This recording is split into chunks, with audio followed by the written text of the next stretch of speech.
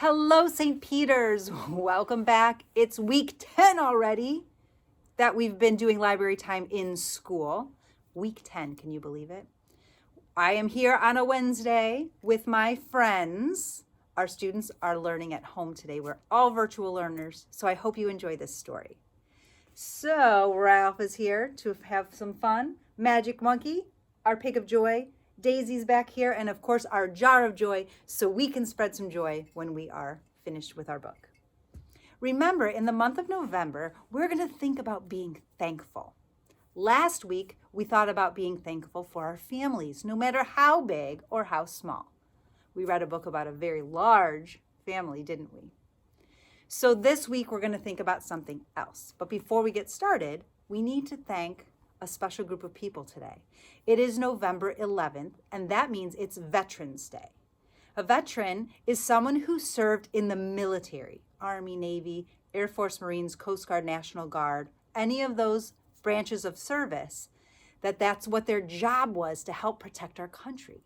So whether they're still serving or they have done it in the past, we need to thank them today because they are what has made our country safe and peaceful. So thank you, veterans. If you have a veteran in your life, if you see someone wearing a cap that says that tells you they're a veteran because it's from the Navy or the Army, thank them for their service.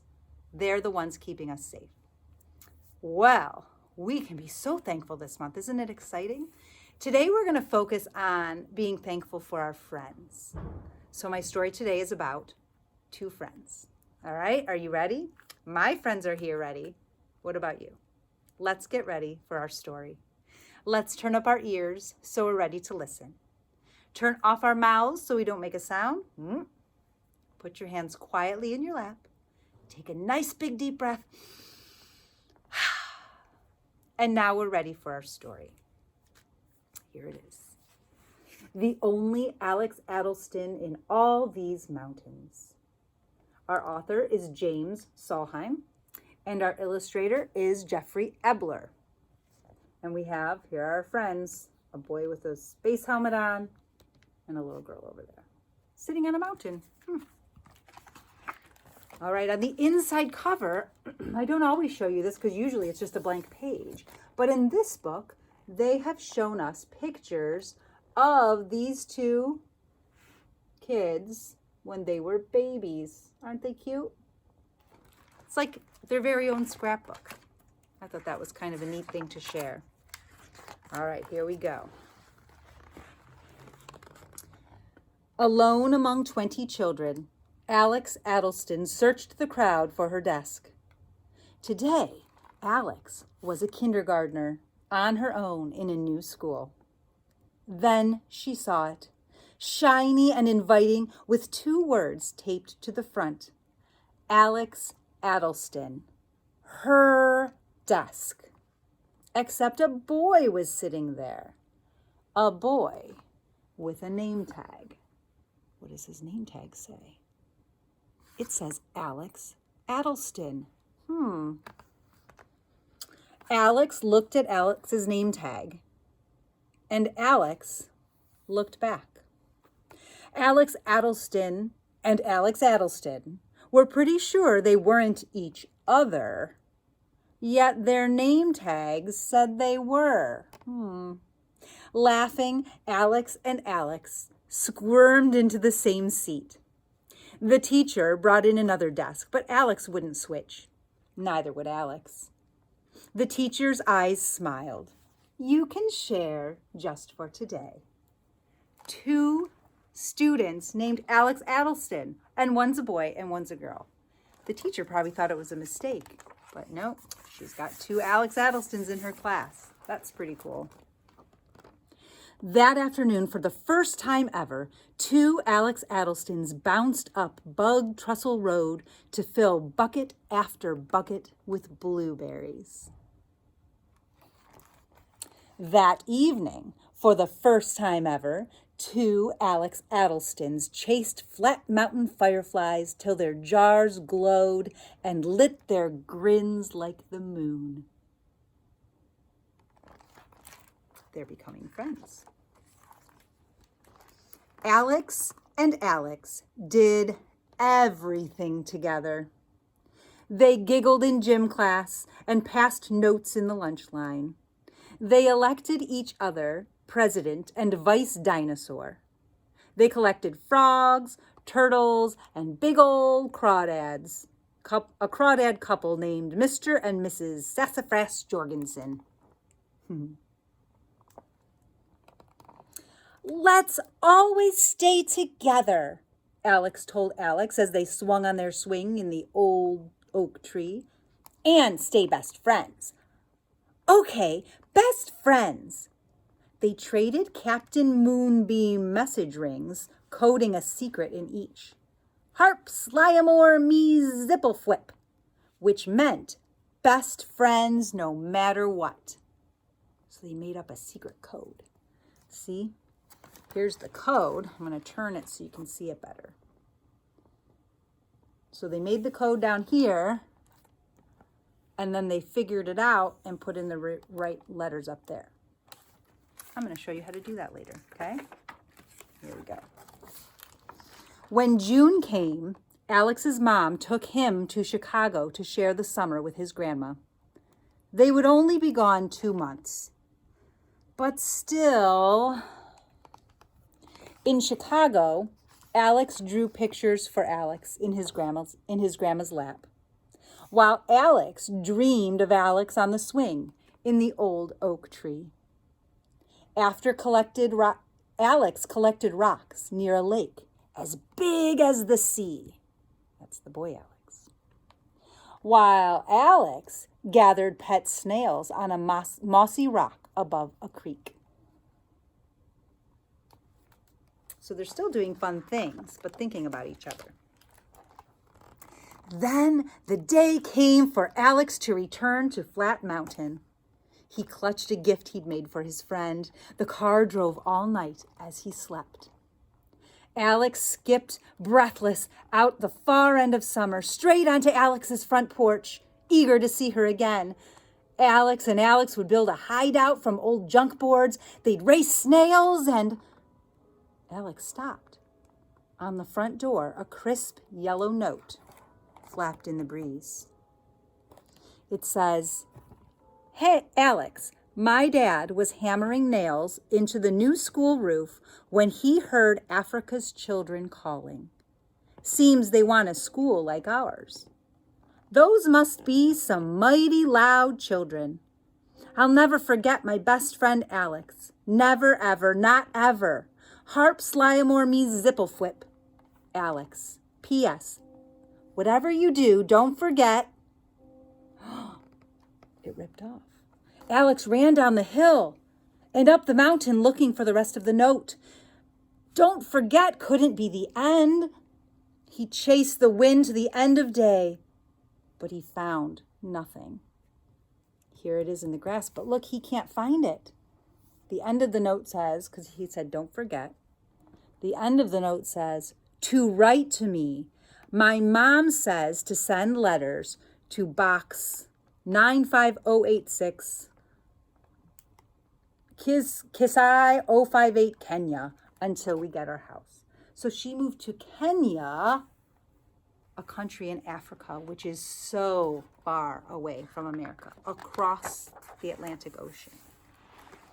But he didn't see the address, so he can't even write her letters. It's kind of sad. Alex lay in the grass on the mountaintop and counted the stars alone. Alex lay in the grass in the savannah and counted the stars alone. They're still doing the same things. They're just not together right now.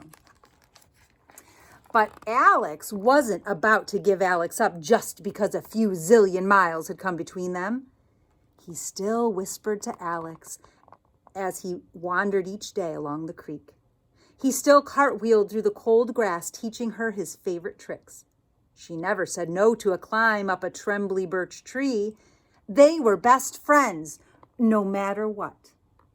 Now you can kind of see through this Alex, the girl, because right now we're in Flat Mountains, and that's where Alex, the boy, is still living, and he's imagining her. So that's what he's seeing in his mind. And here she is all the way over. So here's the United States, flat mountains. And she came all the way over to Kenya. That's far. He made back to school presents for Alex, and May baskets for Alex, and birthday presents for Alex, and more back to school presents for Alex, a popsicle stick plane, a whistle whittled from a willow twig. Slowly the pile on his dresser grew. He's still thinking about her, right? He looks a little bit older now, doesn't he? He's getting bigger. But Flat Mountain's children called with baseballs to throw and candles to blow. 8, 9, 10, then 10 on a chocolate cake. So now we see, here's his memory of Alex still inside, and he went outside to play. He's 10. So that's 4 years have passed. Soon, Alex only joined him when he was alone, watching the dust dance in his bedroom window's slanted light, or when he walked to a magic place where vines slowly wound around a tattered tree swing. Alex's finger grew too big for his Captain Moonbeam message ring, so into his pocket it went. He still remembers her, but he's growing up. Let's see what's happening with Alex, the girl who went to Kenya. In Kenya, Alex wasn't about to give Alex up just because a few zillion miles had come between them. She still whispered to Alex as she strolled each day along the creek. She raced through the village in games of hide and seek, always such a good hider that he never found her unless she giggled. He never said no to a climb up a jackalberry tree. So she's here in Kenya. Now this time, Alex, the boy is the memory. That's what's in her mind. She's seeing him, but everyone else can't see him. And here she is in Kenya. There are giraffes in Kenya. A lot of times they live in straw houses like this. But she's still remembering him. One day, as she danced among the elephants, a fever joined the dance. So now she's very sick. Alex walked into Alex's dreams, sneaking lemonade to her hospital bed and dancing her out into the cool rain. "Harp slyamore me zippleflip," Alex said, and showed her his ring. The fever stomped away, seeing it could never own her. Alex woke with a smile. "Alex's lemonade kept me cool," she told the nurse. That was the dream she had while she had a fever. The nurse probably didn't even know who Alex was. The girl that Alex once knew spoke Swahili. She loved to carve sandstone elephants and ride real elephants. She learned to make a soccer ball dance like the memory of a boy her mind could never quite touch. The boy that Alex once knew sat close to his grandma each night. He told her old jokes to help her remember. He learned to make a fiddle bow flash like the dream of a girl his mind could never quite touch. So now they know they've had that friendship, but it's kind of fading a little bit. It's been a long time. Alex's family moved to a new valley in Kenya. Alex's family moved 3 mountains over from Flat Mountain. Alex and Alex were lost to each other. Alex grew tall, and Alex grew tall. They kind of forgot about each other now. It's been a long time. At the start of his 12th summer, alone among 100 children, Alex Addleston searched the playground for an open swing at the Flat Mountain Music Fest. The forest winked. Fireflies. The first fireflies of summer. Their blinks beckoned him to follow. So he grabbed his old jar and began filling it with fireflies to light his way. He still knew this mountain like his own backyard. He waded through weeds toward where the world was darkest. One more firefly and he'd return to his mom. Okay, 2 more, or maybe 7. Zigging between trees, zagging over a rock. One last firefly winked out and then lit up again in a grove, teasing him deeper into the woods. Alex raced around a tree, opened his jar, and clink! Jar met jar. The jar of a girl chasing the same firefly. She looked like his best friend Alex. And yet, she didn't look like Alex. But on her necklace, a Captain Moonbeam message ring glowed. She seemed so tall and slim, so different from the kindergartner who had once squirmed into the same seat with him and started school on the same sheet of paper. With 6 years of words piled up inside him, Alex didn't know what to say. He pulled his message ring out of his pocket. Slowly, Alex smiled. Then Alex did too. Harp Slyamore? They both asked. Me Zippleflip, came the double answer. They found each other. Can you believe it? Look at this. And here they are growing up. Here's the rest of the photo album. Growing up together. Can you believe they found each other after 6 years? That's amazing. See, so you can have friends that are close. You can have friends that are far away. But your true friends, when you get to see them, you'll always remember the fun times you had with them. Just like Alex and Alex. Isn't that a really sweet story? That makes me think of appreciating the friends that I do have near me that I get to see, but also the friends that I've made that are now living far away. It makes me think about them more and maybe even reach out to them, write them a letter, send them a card, because they're still your friends, even if you can't see them every day. Isn't that cool? Remember in this story, they used that decoder ring, right? How would you like to learn how to make a secret message that only you and your friends can decode like a detective? There's a few ways of doing it, okay? So I'm going to show you, and then I'll show you how to get to the one that they have. So here's what I did. I just have a notepad, right? And some 2 different colored markers. So first I wrote out the alphabet, A, B, C, D, E, F, G, all the way. And then underneath the alphabet, I decided, you could just put numbers, but I decided to do it in a special way. On the A, the first row, A through M, I decided to put the numbers, even numbers. So I started with the number 2. So we went 2, 4, 6, 8, 10, 12, 14, 16, 18, 20, 22, 24, and 26, all the way down. And here I started with the Z and went backwards with odd numbers. So I did 1, 3, 5, 7, 9, 11, 13, 15, 17, 19, 21, 23, 25. And if you need help with even and odd numbers, I'm sure someone in your house would help you. Here's another way. Write out the alphabet again. Now, if you want to be a little more creative and inventive where no one could break this code, look what I did here. So I wrote out the alphabet, and then I used a different little symbol for each letter. Makes it a little trickier, right?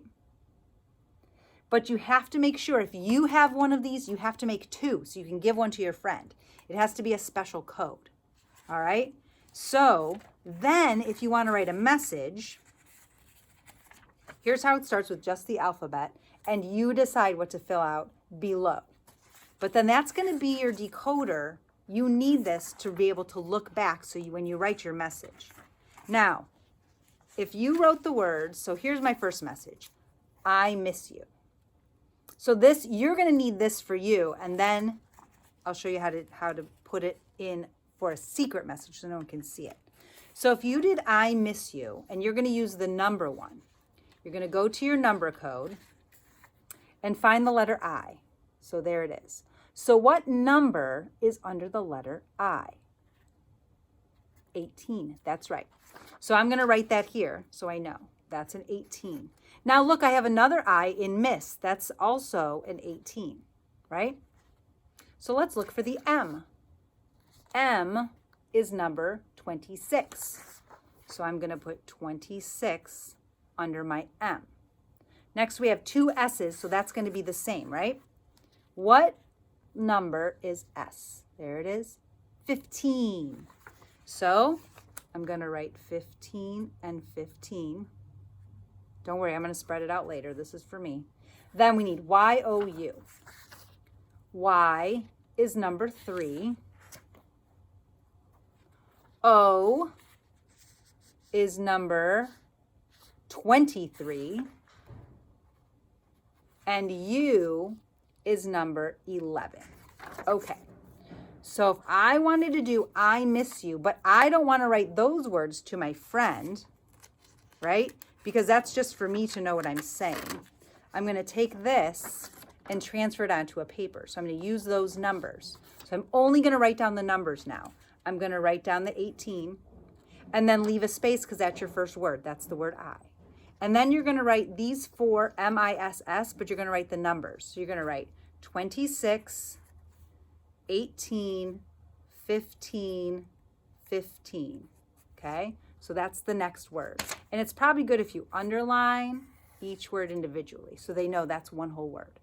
And then for you, Y-O-U, we need those three numbers, 3, 23, 11. So I'm going to write those down. Now, if your friend has the secret code decoder, they need this too. So you have one of these and they have one. When you would hand them this note, they don't know what it is right away, right? They have to go and decode it. So they would go back and match up the numbers to the letters, right? That's how you do a secret message. That's with letters. Do you want to see how we do it with the symbols? We'll start it. Here's the symbols. You don't have to use these. I just kind of came up with something. I wanted it to be a different symbol for each letter, because if you have two letters with the same symbols, people might get confused of what you're trying to say. So our next one said, oh, here it is. You are awesome. So let's convert that into symbols, right? So the Y, what symbol is the Y? It's 3 dots straight down. So it's like this, boop, boop, boop. That means Y. The O is an arrow pointing down. So that's what I'm going to do. And the U, it's kind of like two slanted lines with a straight line underneath it. Joom, joom, joom. So that's how you write the word you. So if I was going to do this on the paper that I want my friend to decode, right, where we don't put the letters, I'm going to transfer these symbols. So I'm going to put 3 dots, and then I'm going to put the down arrow, and then I'm going to put the slanty lines with the straight line. That's one word, so they know that's one word, you, okay? And then you would do that with the rest, following the code. So you can make your code however you like. I used numbers, and I used symbols. But remember, the most important thing, however many people are going to get these messages from you, they need the same decoder or it won't work. If you want to use the same decoder that they used in our book, you can actually print one out. Look at this. So here's the website. This author has a really cool website. It's called singreadplay.com. And if you go there, you can print out a decoder, and it actually shows you how to put it together. There's a little video that even explains how to make it work, okay? Mine's not in color because I don't have a color printer at school to print it onto. You could print it in color. So, but This works just the same, all right? So if you can't do this, don't worry. I was just giving you an idea. There's also some songs and things on that website if it's something you would like to do. All right? What do you think? See if you can make a secret message and then send it to your friend. That'll be fun. What do you say? We spread some joy. I know that's kind of tricky, but I think you guys can do that, and you'll have some fun with that. All right, let's see how we're going to do. Oh, your parents are going to love me for this one. Help clean up. What do you think, Joy? Should we help clean up? She didn't even come over here. Oh, she loves to clean up. She's going to help me clean up all of this when we're finished recording this video. What a great way to spread some joy. Now that means you help clean up without anybody asking you to. So if you were playing with your Legos this morning, clean them up before someone steps on them and goes, get this mess out of here, right? Then you don't have to hear that, and they'll say, wow, this looks amazing. Maybe you could straighten up your room as a surprise and then bring your parents in and show them. Boy, will their faces light up and they'll smile so big. They'll be so happy. What a great way to spread some joy. Okay, boys and girls, I hope you enjoyed my story and you think about being thankful for your friends. I'm thankful for all my friends, and I'm thankful for all of you. So until next week, keep spreading your joy, boys and girls. I'll see you later.